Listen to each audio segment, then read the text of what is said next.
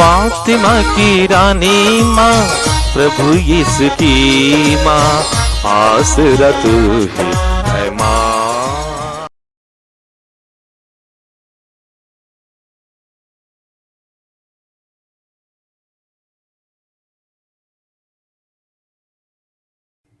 पहला पाठ राजाओं का पहला ग्रंथ, अध्याय 3, पद संख्याएं 5, 7 से 12 तक। गिबोन में प्रभु रात को सुलेमान को स्वप्न में दिखाई दिया। ईश्वर ने कहा, बताओ मैं तुमको क्या दे दूं? सुलेमान ने उत्तर दिया, हे प्रभु, हे मेरे ईश्वर, तूने अपने सेवक को उसके पिता दाऊद के स्थान पर राजा बनाया, लेकिन मैं अभी छोटा हूँ। मैं यह नहीं जानता कि मुझे क्या करना चाहिए। मैं यहाँ तेरी चुनी हुई प्रजा के बीच हूँ। यह राष्ट्र इतना महान है कि उसके निवासियों की गिनती नहीं हो सकती। अपने इस दास को विवेक देने की कृपा कर, जिससे वह न्यायपूर्वक तेरी प्रजा का शासन करे और भला तथा बुरा पहचान सके। नहीं तो कौन तेरी इस असंख्य प्रजा का शासन करता? सुलेमान का यह निवेदन प्रभु को अच्छा लगा। प्रभु ने उनसे कहा, तुमने मुझसे यह मांगा। तुमने अपने लिए ना तो लंबी आयु मांगी, ना धन संपत्ति, और न अपने शत्रुओं का विनाश। तुमने न्याय करने का विवेक मांगा है, इसलिए मैं तुम्हारी इच्छा पूरी करूंगा। मैं तुमको ऐसी बुद्धि और ऐसा विवेक प्रदान करता हूँ कि तुम्हारे समान ना तो पहले कभी कोई था और न बाद में कभी कोई होगा। प्रभु की वाणी। ईश्वर को धन्यवाद। वचन अनुवाक्य। हे प्रभु, तेरी संहिता मुझे कितने प्रिय है। हे प्रभु, तेरी संहिता मुझे कितनी प्रिय है। हे प्रभु, तू मेरा सर्वस्व है। मैंने तेरी आज्ञाओं का पालन करने का निश्चय किया है।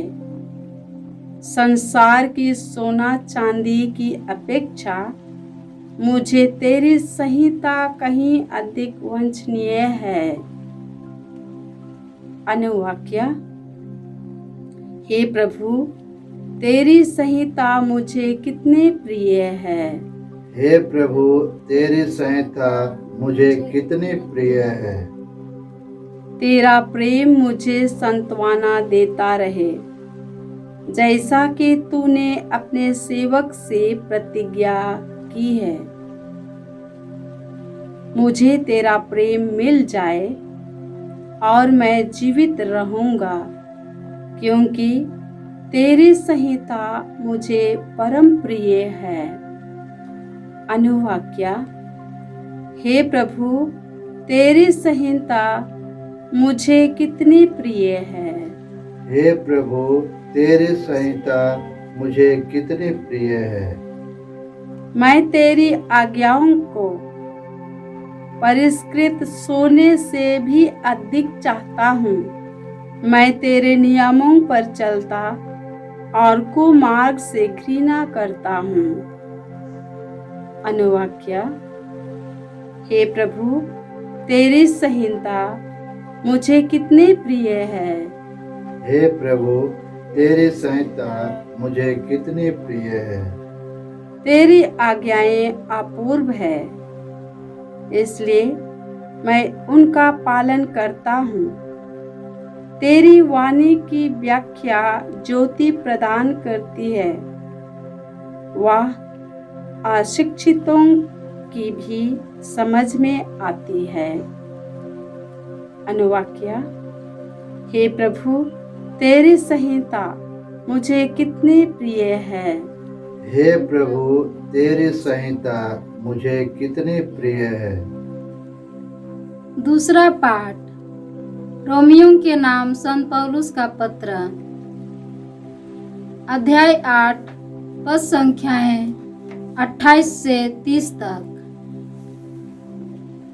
हम जानते हैं कि जो लोग ईश्वर को प्यार करते हैं और उसके विधान के अनुसार बुलाए गए हैं, ईश्वर उनके कल्याण के लिए सभी बातों में उनकी सहायता करता है, क्योंकि ईश्वर ने निश्चित किया कि जिन्हें उसने पहले से अपना समझ लिया है, वे उसके पुत्र के प्रतिरूप बनाए जाएंगे, जिससे उसका पुत्र इस प्रकार बहुत से भाइयों का पहलौठा हो। उसने जिन्हें पहले से निश्चित किया, उन्हें बुलाया भी। जिन्हें बुलाया, उन्हें पाप से मुक्त भी किया, और जिन्हें पाप से मुक्त किया, उन्हें महिमान्वित भी किया, और जिन्हें पाप से मुक्त किया, उन्हें महिमान्वित भी किया। प्रभु की वाणी। ईश्वर को धन्यवाद। जय घोष। Alleluia, alleluia.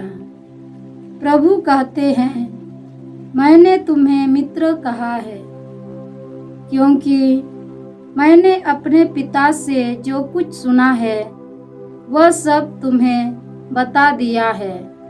अलेलुया। प्रभु आप लोगों के साथ हो और आपकी आत्मा के संत साथ। मत्ती के अनुसार पवित्र सुसमाचार। हे प्रभु, तेरी महिमा हो।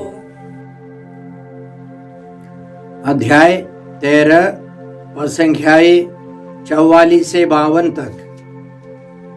प्रभु यीशु ने कहा, स्वर्ग का राज्य खेत में छिपे हुए खजाने के सदृश है, जिसे कोई मनुष्य पाता है और दोबारा छिपा देता है। तब वह उमंग में जाता और सब कुछ बेचकर उस खेत को खरीद लेता है। फिर स्वर्ग का राज्य उत्तम मोती खोजने वाले व्यापारी के सदृश है। एक बहुमूल्य मोती मिल जाने पर वह जाता और अपना सब कुछ बेचकर उस मोती को मोल ले लेता है। फिर स्वर्ग का राज्य समुद्र में डाले हुए जाल के सदृश है, जो हर तरह की मछलियां बटोर लाता है। जाल के भर जाने पर मछुए उसे किनारे खींच लेते हैं। तब वे बैठकर अच्छी मछलियां चुन चुनकर बर्तनों में जमा करते हैं और रद्दी मछलियां फेंक देते हैं। संसार के अंतिम में ऐसा ही होगा। स्वर्गदूत जाकर धर्मियों से दुष्टों को अलग करेंगे और उन्हें आग के कुंड में झोंक देंगे। वहां वे लोग रोएंगे और दांत पीसते रहेंगे। क्या तुम लोग ये सब बातें समझ गए? शिष्यों ने उत्तर दिया, जी हाँ। यीशु ने उनसे कहा, प्रत्येक शास्त्री जो स्वर्ग के राज्य के विषय में शिक्षा पा चुका है उस गृहस्थ के सदृश है जो अपने खजाने से नई और पुरानी चीजें निकालता है। प्रभु का सुसमाचार। हे क्रिस्त तेरी स्तुति हो। जय यीशु क्रिस्त में प्रिय भाई और बहनों, आज के पहले पाठ में हमने सुना कि ईश्वर ने सुलेमान से स्वप्न में दर्शन देकर पूछा, मैं तुम्हें क्या दे दूं? और सुलेमान जो नया राजा, युवक राजा अपनी कमजोरी प्रकट करता है, उसका कहना था, प्रभु मेरे ईश्वर, तूने अपने इस सेवक को अपने पिता दाऊद के स्थान पर राजा बनाया, लेकिन मैं अभी छोटा हूँ। अपनी अयोग्यता प्रकट करते हुए सुलेमान ने ईश्वर से विवेक, बुद्धि, प्रज्ञा सब मांगी। उसका कहना था, अपने सेवक को विवेक देने की कृपा कर, जिससे वह न्याय पूर्वक तेरी प्रजा का शासन करे और भला तथा बुरा पहचान सके। नहीं तो कौन तेरी इस असंख्य प्रजा का शासन कर सकता है? ईश्वर बहुत खुश हो गया। यह सुनकर ईश्वर ने सुलेमान को प्रज्ञा, बुद्धि, विवेक सब दे दिया। भाई और बहनों, हम सबों को भी इसी तरह प्रतिदिन पवित्र आत्मा को बुलाना है, पवित्र आत्मा की प्रार्थना करनी है। प्रज्ञा, बुद्धि, विवेक, धैर्य सब हमको चाहिए। पवित्र आत्मा के फलों, दानों और वरदानों से हम, करिश्माई वरदानों से हम हर रोज भर जाए, यह ईश्वर चाहता है। और ईश्वर हमको प्रज्ञा सब देना चाहता है। आज का दूसरा पाठ रोमियों के नाम पत्र अध्याय 8 से है, पद संख्याएं 28 से 30 तक। इन 3 पवित्र वचनों में बहुत सारे रहस्य छिपे हैं। हम मात्र एक रहस्य पर मनन करें। पद संख्या 29 में हम लोग इस प्रकार पढ़ते हैं, ईश्वर ने निश्चित किया कि जिन्हें उसने पहले से अपना समझा, वे उसके पुत्र के प्रतिरूप बनाए जाएंगे, जिससे उसका पुत्र इस प्रकार बहुत से भाइयों का पहलौठा हो, बहुत से भाइयों का पहलौठा हो। ध्यान दे, पहलौठा का मतलब है प्रथम जन्म लेने वाला। यह शब्द पहलौठा इस्राएल में परिचित था। यह केवल नवजात शिशु जो पहली बार जन्म लेता है एक परिवार में, वो पहलौठा जरूर है, लेकिन इस्राएल में ईश्वर ने पहलौठे का शब्द केवल एक व्यक्ति के लिए नहीं, एक समुदाय के लिए भी। याद रखे, एक परिवार में पहलौठे को केवल प्रथम स्थान में जन्म लेने वाले का अधिकार नहीं, उसको दुगुना स्थान, भाग मिलना है। बपौती में, संपत्ति में दुगुना भाग, डबल पोर्शन। उसके अलावा उस परिवार का पिता मरने पर वो सबसे बड़ा मालिक बन जाता है, पुरोहित का भी काम करना है उसको। इसी तरह एक महत्वपूर्ण व्यक्ति है पहलौठा व्यक्ति, पहलौठा पुत्र। और याद रखे, ईश्वर ने मूसा के द्वारा एक विधान बनाया तो सारे इस्राएल को पहलौठे के रूप में, एक राजकीय पुरोहित वर्ग के रूप में निर्धारित किया। निर्गमन ग्रंथ अध्याय 19 पद संख्या 6 में हम लोग इस प्रकार पढ़ते हैं, तुम मेरे लिए याजकों का राजवंश तथा पवित्र राष्ट्र बन जाओगे। यही संदेश इस्राएल के पुत्रों को सुनाओ। ईश्वर ने मूसा के द्वारा बताया। इस्राएली लोग अब अन्य सभी समुदाय के लोगों के लिए एक पुरोहित वर्ग है, राजकीय याजक वर्ग है। इसके बारे में स्तोत्र 89 संख्याएं 21 और 28 में हम लोग इस प्रकार पढ़ते हैं, मैंने अपने सेवक दाऊद को चुनकर अपने पवित्र तेल से उसका अभिषेक किया है। मैं उसे अपना पहलौठा बनाऊंगा, पृथ्वी के राजाओं का अधिपति।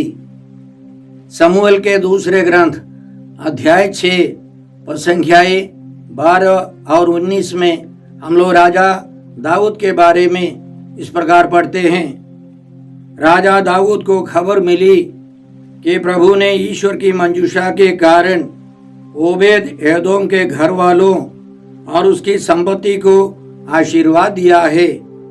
इसलिए दाऊद गया और ईश्वर की मंजूषा ओबेद एदोम के घर से बड़े आनंद के साथ दाऊद नगर ले आया। अंत में उसने समस्त प्रजा, सभी एकत्र इस्राएली पुरुषों और स्त्रियों को एक एक रोटी, भुने हुए मांस का एक एक टुकड़ा और किशमिश की एक एक टिकिया दी। तो ईश्वर ने दाऊद को राजा और पुरोहित के रूप में नियुक्त किया, अभिषेक किया। वह इस्राएल पर पहलौठा है।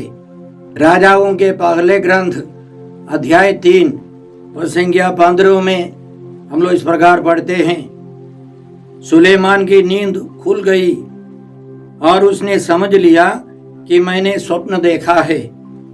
यरूशलेम लौट आने पर उसने प्रभु की मंजूषा के सामने होम बलियां और शांति बलियां चढ़ाई और अपने सब सेवकों को भोज दिया। तो भाई और बहनों, इसी तरह उसी गोत्र में प्रभु यीशु आए हैं। जो यीशु के नाम में बपतिस्मा लेते हैं वे सब राजकीय पुरोहिताई में शामिल हो जाते हैं, क्योंकि जब हम लोग जन्म लेते हैं ईश्वर की छाया है लेकिन ईश्वर की पवित्रता नहीं है।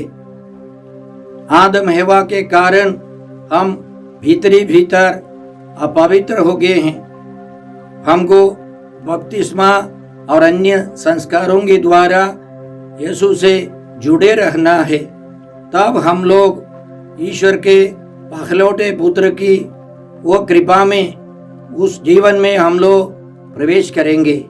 यह ईश्वर की योजना है। जैसे हारून और उसके पुत्र महापुरोहित बने, वास्तव में प्रभु यीशु एक ही पुरोहित है। इब्रानियों के नाम पत्र अध्याय 7, 8, 9, 10 में हम लोग पाते हैं कि यीशु महापुरोहित हैं। प्रभु यीशु मेल्कीसदेक की तरह महापुरोहित है, राजाओं के अधिराज हैं, वह नबियों के नबी हैं। और मेरे जैसे जो पुरोहित है वे सब लेवी गोत्र के अन्य पुरोहितों के समान, अन्य सहयोगियों के समान है। वास्तव में एक ही पुरोहित है, वह प्रभु यीशु हैं। वे पहलौठे हैं और हम विश्वासियों के सिर हैं, पहलौठे हैं, बड़े भाई हैं। इसीलिए जब हम लोग वचन सुनते हैं पहलौठा, यह शब्द सुनते ही हमको समझना है सभी लोगों पर प्रभु यीशु पहलौठे हैं। उन पर सारे अधिकार दिए गए हैं। वे सबों के मालिक हैं। हम उनके द्वारा पिता ईश्वर के परिवार के सदस्य बनते।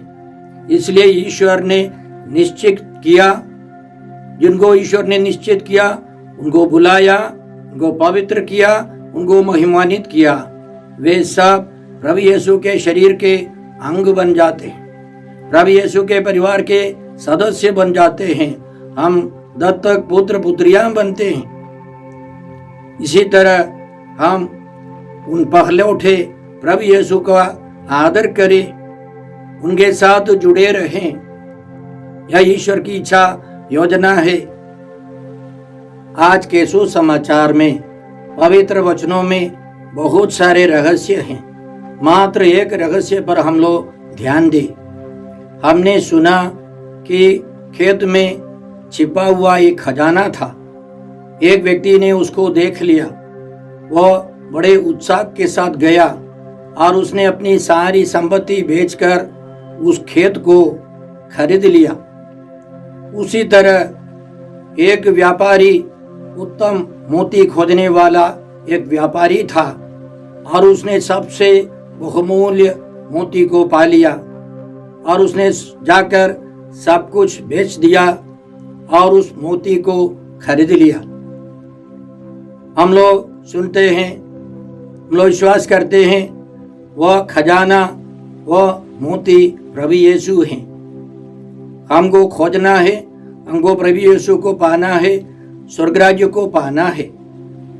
लेकिन आज हम लोग दूसरे दृष्टिकोण से देखें, वह खजाना, वह मोती आप और मैं हूं, हम हैं। प्रभु यीशु ने हमको देख लिया, बहुमूल्य मोती समझकर, छिपा हुआ खजाना समझकर प्रभु यीशु ने सब कुछ देकर आपको और मुझे खरीद लिया है, मोल लिया है। इसलिए प्रभु यीशु आए हैं, मनुष्य बनकर आए हैं। ईश्वर का इकलौता पुत्र पहलौठा प्रभु यीशु आए हैं हमको खरीदने के लिए, और उस मोलाई में, उस खरीद में उनको सब कुछ समर्पित करना पड़ा। अपने राजत्व को, अपनी ईश्वरीय शक्ति को छिपा कर रखना पड़ा और निरे मनुष्य के समान प्रभु यीशु आए। उन्होंने दुख सहा, क्रूस मरण स्वीकार किया, पवित्र लहू बहाया, क्रूस मरण स्वीकार कर पुनर्जीवित होकर उन्होंने हमको खरीद लिया है। उनके वस्त्रों तक और उनके अथो वस्त्रों को तक यीशु को समर्पित करना पड़ा। इसलिए हम लोग क्रूस पर पाते हैं प्रभु यीशु नंगे हैं। उन्होंने सब कुछ मेरे लिए, आपके लिए खर्च किया। कुरिन्थियों का नाम पहला पत्र अध्याय 6 पद संख्या 19 और 20 में हम लोग इस प्रकार पढ़ते हैं, क्या आप लोग यह नहीं जानते कि आपका शरीर पवित्र आत्मा का मंदिर है, वह आप में निवास करता है और आपको ईश्वर से प्राप्त हुआ है। आपका अपने पर अधिकार नहीं है, क्योंकि आप लोग कीमत पर खरीदे गए हैं। इसलिए आप लोग अपने शरीर में ईश्वर की महिमा प्रकट करें। हम कीमत पर खरीदे गए हैं। किसने खरीदा है? प्रभु यीशु ने हमको खरीदा है, हमको छुड़ाया है, शैतान के चंगुल से हमको छुड़ाया है। संत पेतरुस के पहले पत्र अध्याय 1 पद संख्या 17 और 18 में हम लोग इस प्रकार पढ़ते हैं, आपका उद्धार सोने चांदी जैसी नश्वर चीजों की कीमत पर नहीं हुआ है, बल्कि एक निर्दोष तथा निष्कलंक मेमने अर्थात मसीह के मूल्यवान रक्त की कीमत पर, प्रभु यीशु के मूल्यवान शरीर और लहू की कीमत पर हम खरीदे गए हैं। हम ईश्वर को धन्यवाद दें कि ईश्वर ने हमको उत्तम मोती समझा। ईश्वर ने हमको छिपे हुए खजाने के समान स्वीकार किया है और प्रभु यीशु ने हमको अपनाया है। वे पहलौठे हैं, हम उनके साथ जुड़े रहें। बपतिस्मा और अन्य संस्कारों के द्वारा, विशेषकर मिसा बलिदान के द्वारा। आइए हम प्रभु से प्रार्थना करते हैं। हे पिता ईश्वर, हे प्रभु यीशु, हे पवित्र आत्मा ईश्वर, आज के सारे पवित्र वचनों के लिए हम तुझे धन्यवाद देते हैं और तुझसे प्रार्थना करते हैं कि हम प्रभु यीशु के परिवार के सदस्य के रूप में जीवन बिता सके। हम यह प्रार्थना करते हैं प्रभु क्रिस्त के द्वारा। हमारे प्रभु यीशु क्रिस्त की कृपा, ईश्वर का प्रेम और पवित्र आत्मा का साहचर्य आप सबों को प्राप्त हो। आमीन।